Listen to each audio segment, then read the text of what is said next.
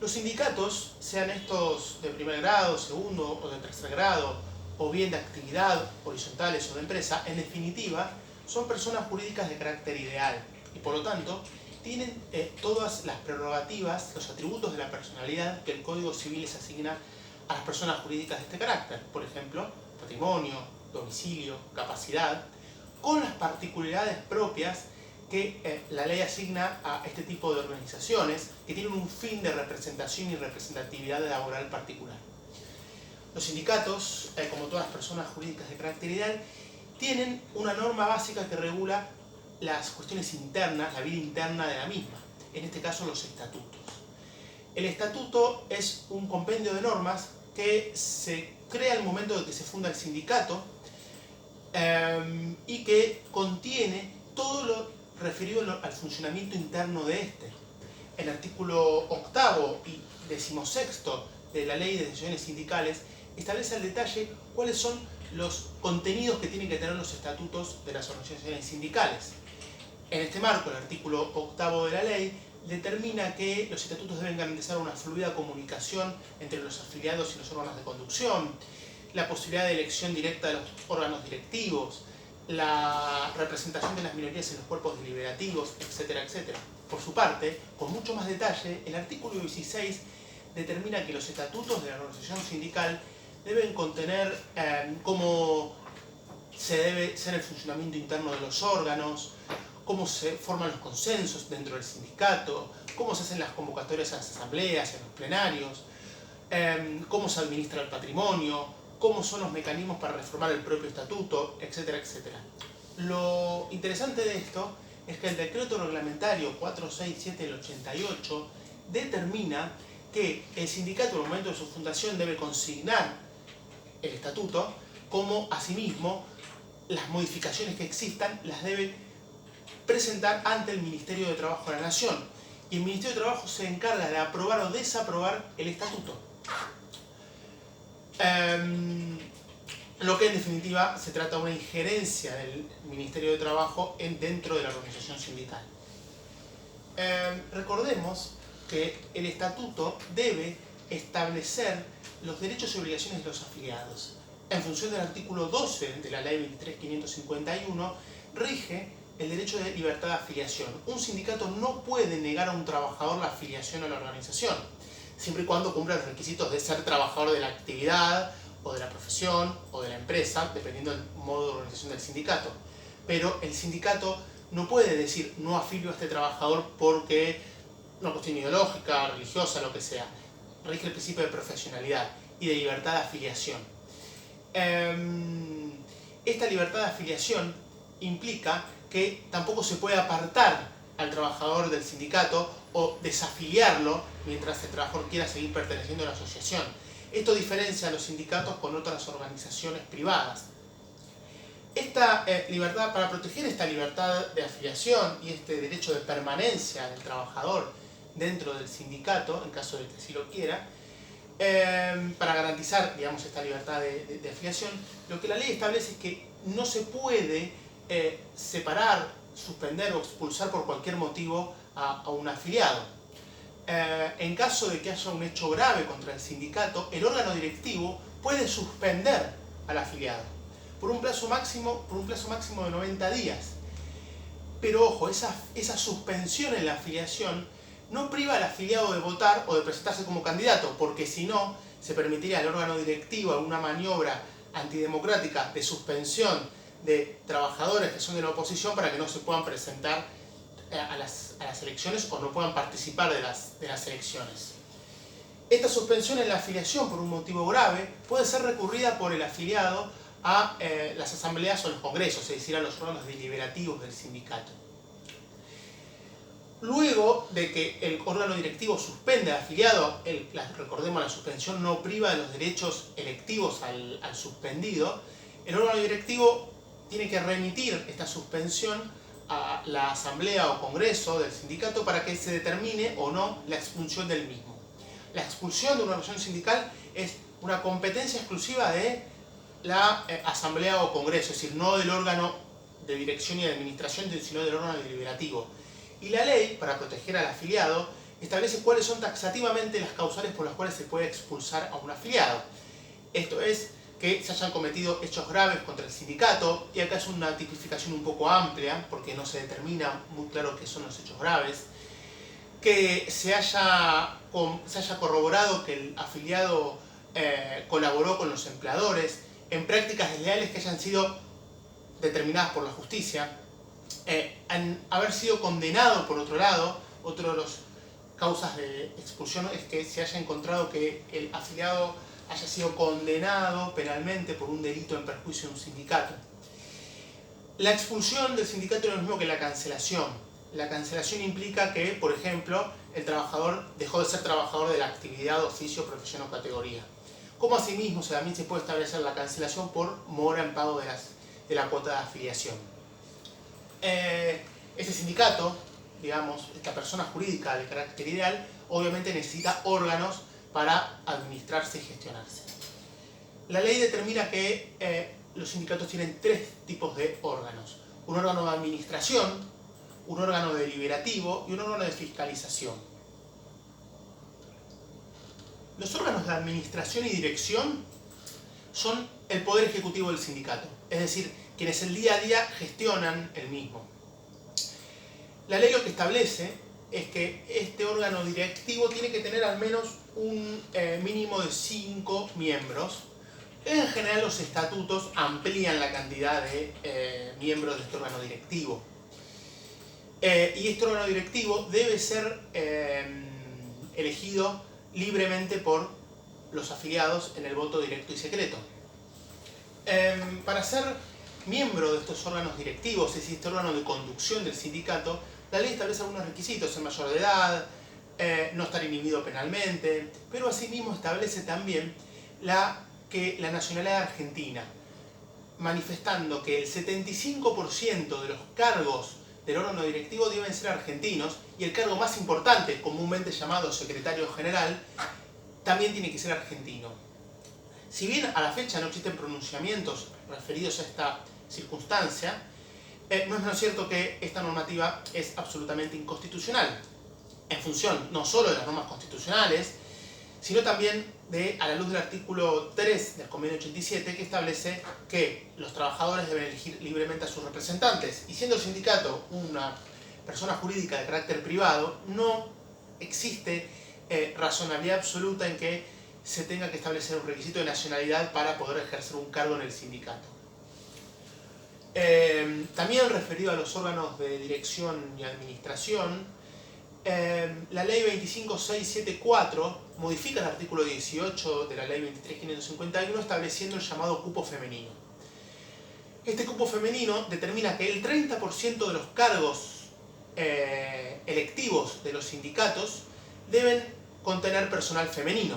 Eso cuando el número de mujeres en la actividad, o en la industria, o en la profesión, oficio y categoría, alcance o supere esa porcentualidad del 30%.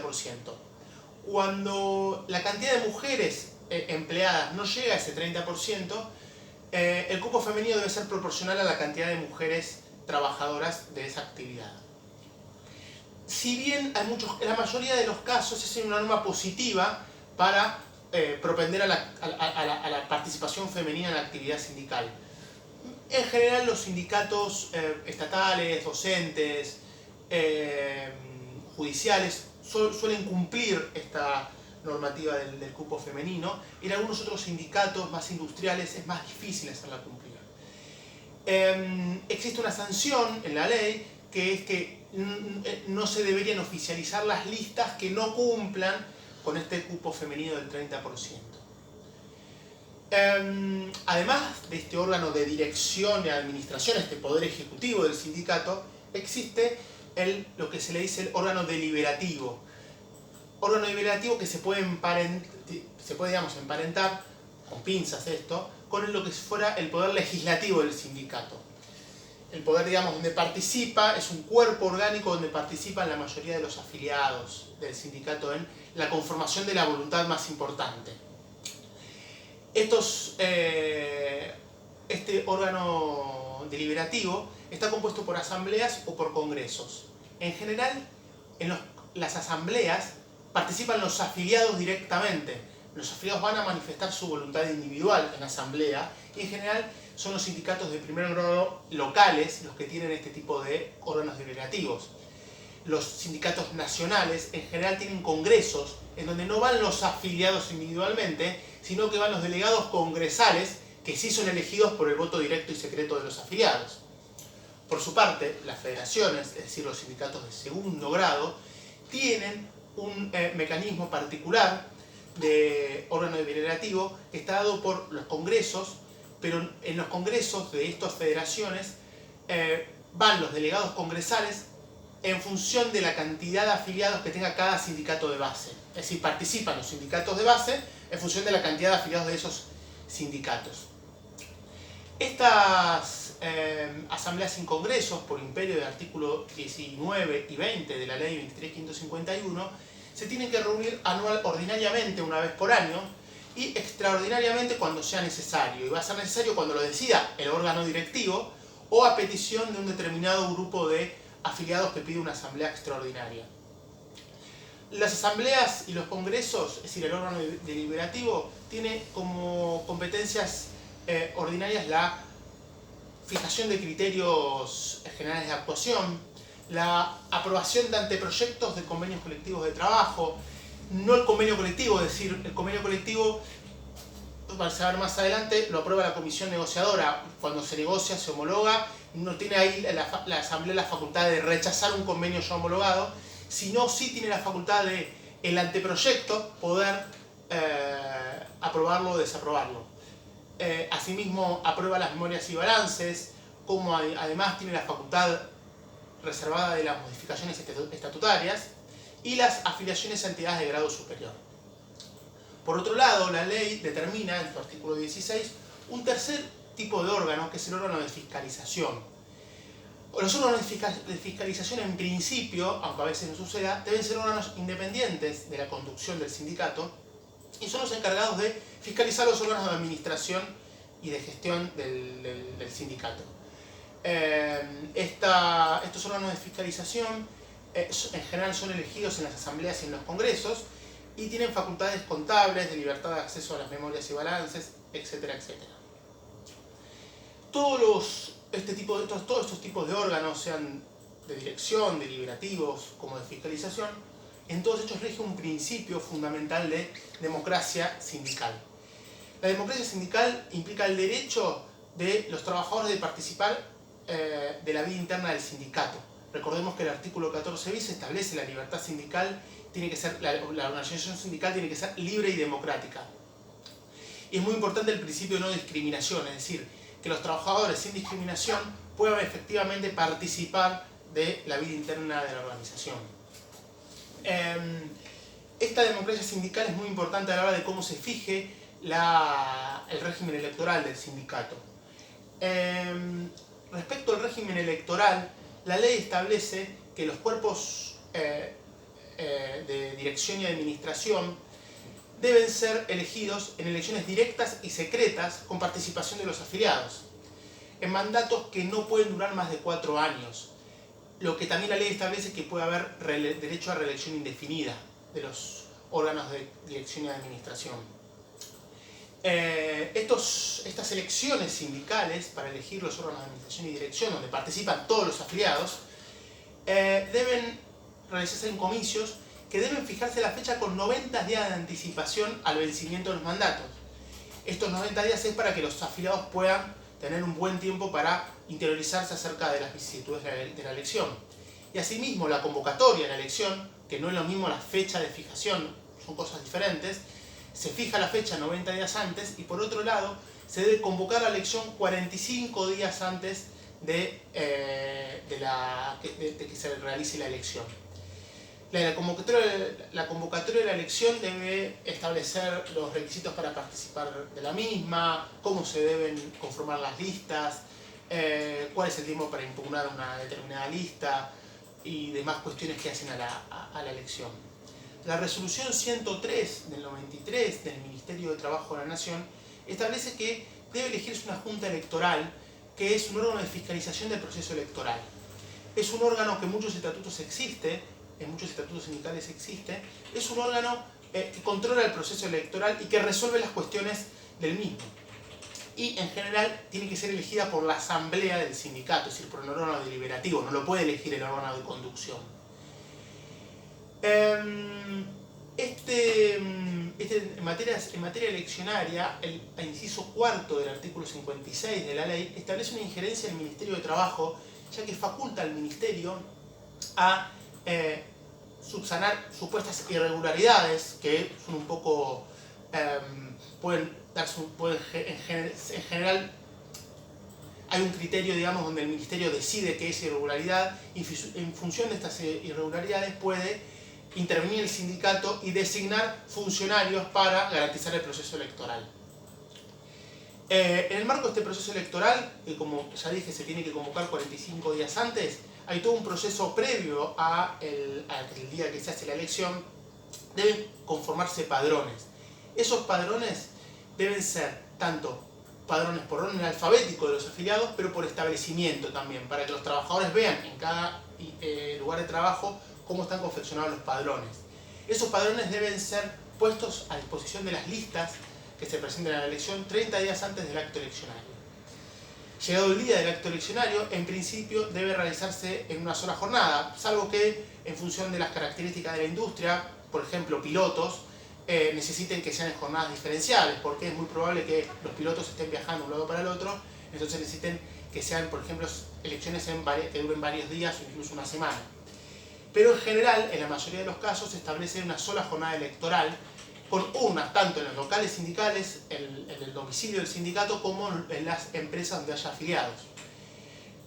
Una vez finalizado el acto electoral, se debe establecer este órgano de fiscalización de la elección, esta junta electoral, de establecer un escrutinio provisorio, y ante impugnaciones, en primer lugar, ante impugnaciones que se realicen de diferentes listas, es en primer lugar este órgano electoral el que resuelve la impugnación, pudiendo ser luego revisada por el Ministerio de Trabajo de la Nación y luego obviamente con la posibilidad de recurrir.